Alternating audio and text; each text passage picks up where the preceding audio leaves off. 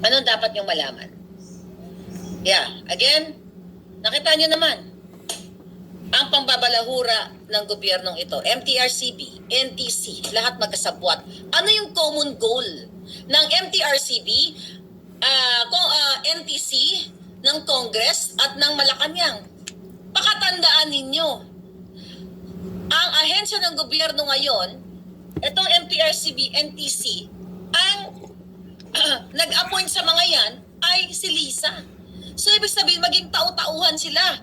Susunod sila. Ang common denominator nila, pareho silang mga julol. Pareho silang mandurugas sa bayan. Pareho silang mambubudol.